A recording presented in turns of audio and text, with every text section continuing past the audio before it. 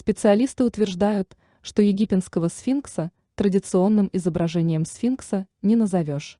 В классической греческой мифологии сфинкс описывался как существо, у которого было тело льва, голова женщины и крылья птицы.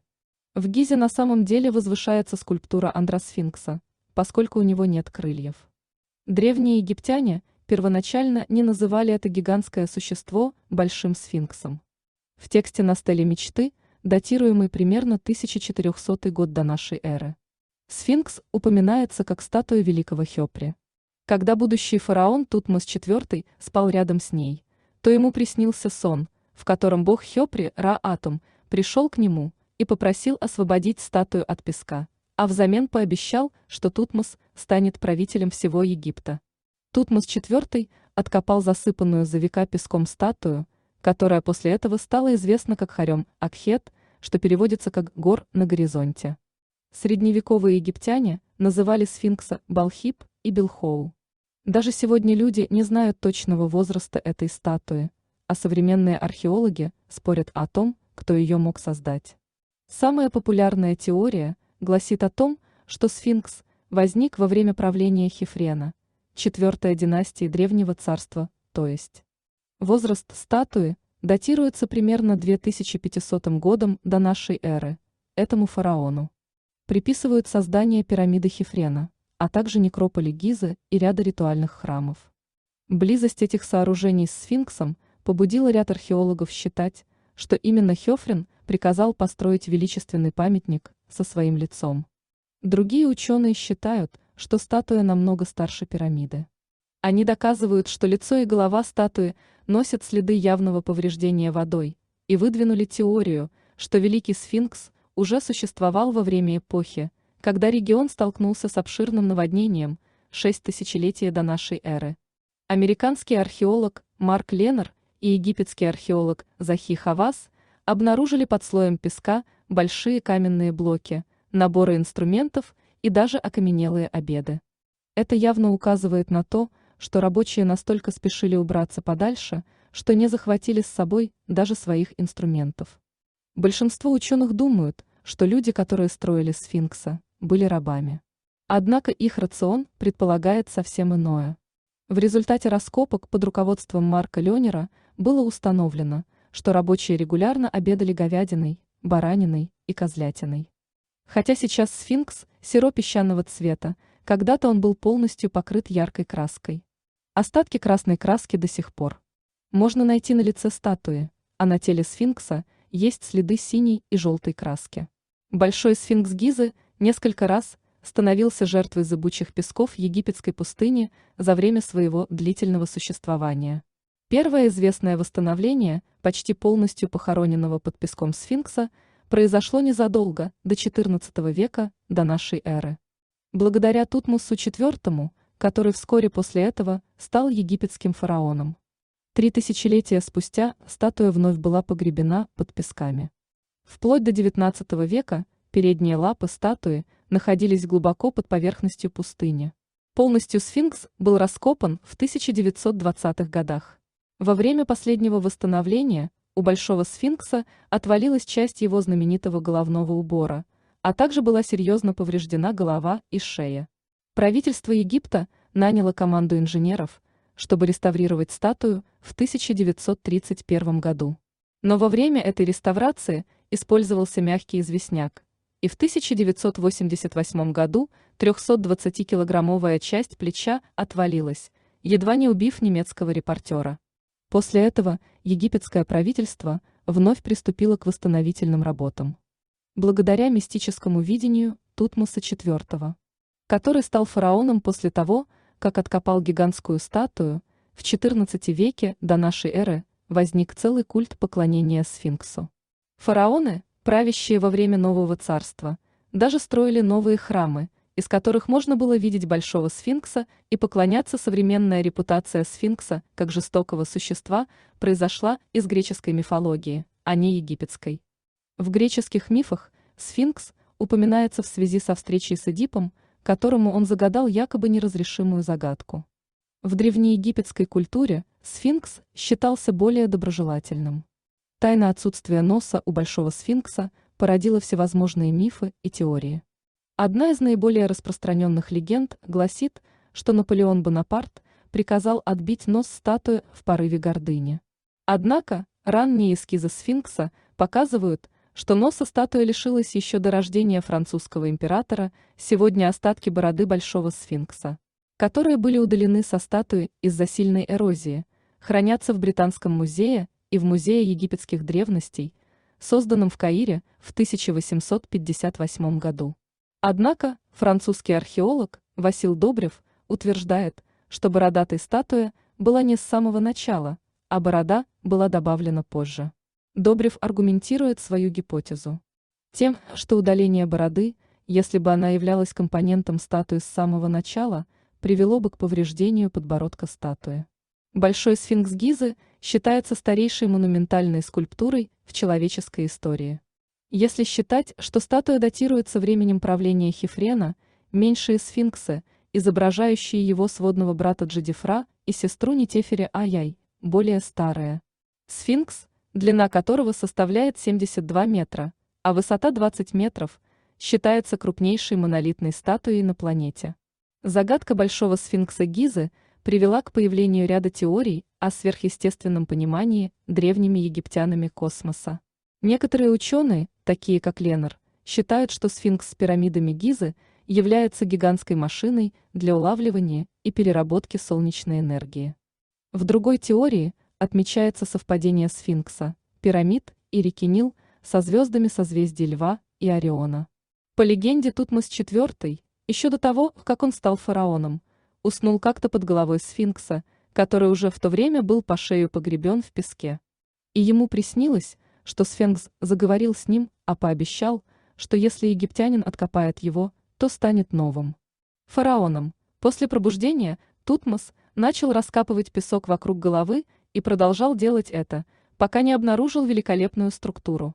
Согласно легенде, сфинкс сдержал свое обещание, а этот человек стал фараоном Тутмосом IV.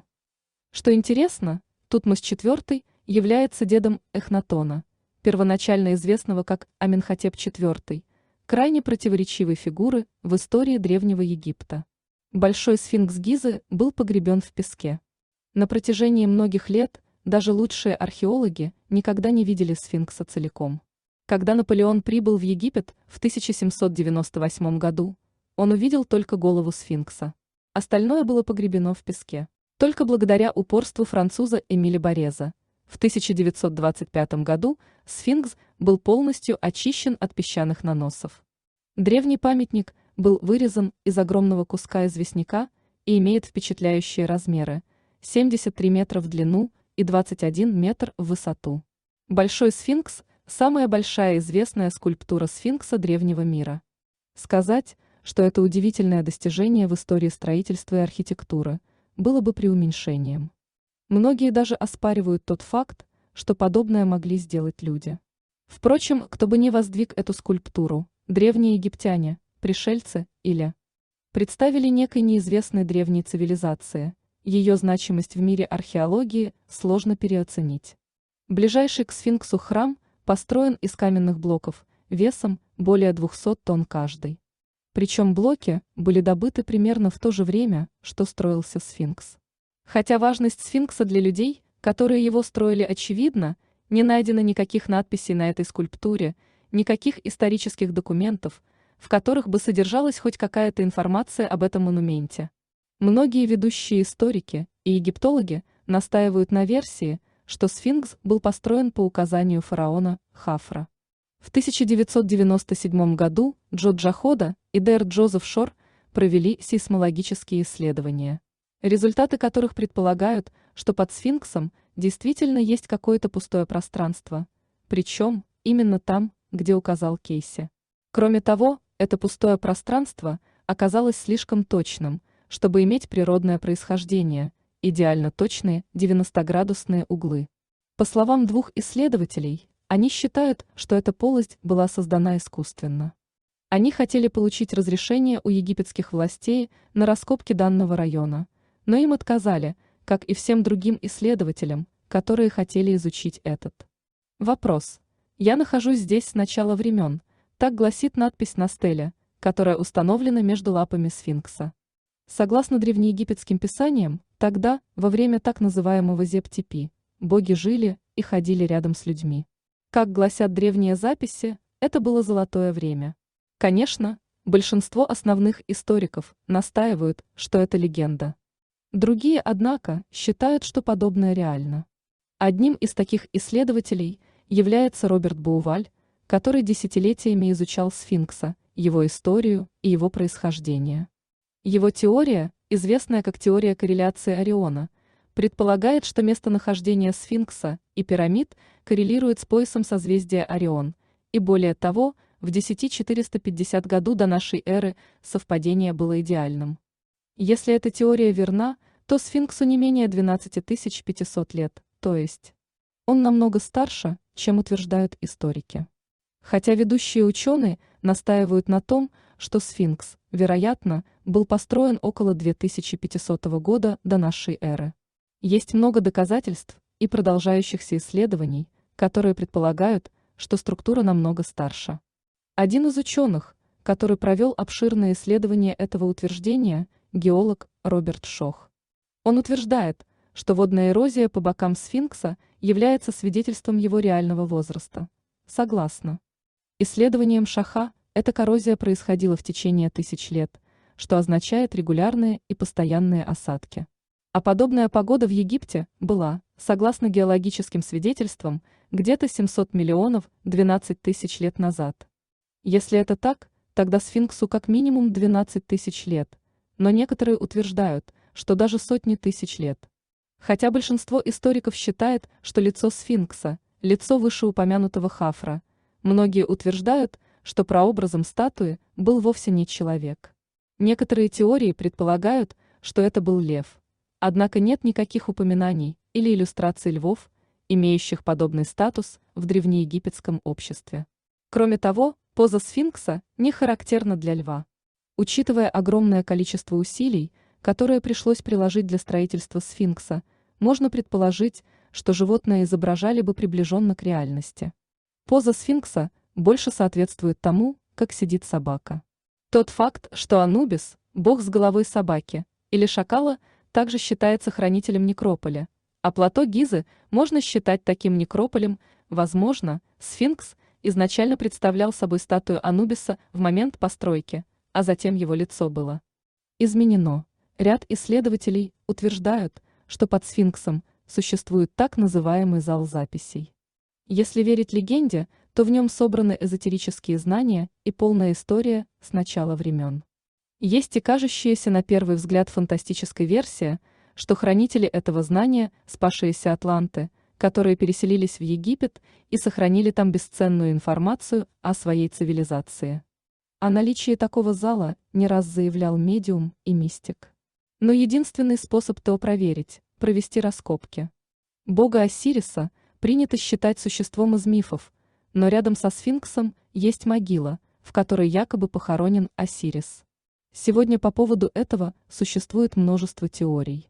Одни ученые считают, что данная гробница символическая, тогда как другие уверены, что Осирис был реальным персонажем и нашел упокоение именно в этой гробнице. Версия о реальности существования Осириса близка тем, кто разделяет теорию древних астронавтов и внеземного влияния на культуру Древнего Египта. Они считают Осириса настоящим пришельцем, а его могилу – звездными вратами. Ученые считают, что пустыня Египта хранит еще много тайн и загадок, которые предстоит открыть. На самом деле в песках может быть погребено еще великое множество сооружений и артефактов. Споры о таинственных комнатах продолжаются по сей день. Японские исследователи обнаружили тайную комнату и длинный туннель внутри сфинкса. Опасаясь, что дальнейшее исследование навредит статуе, египтяне запретили их продолжать.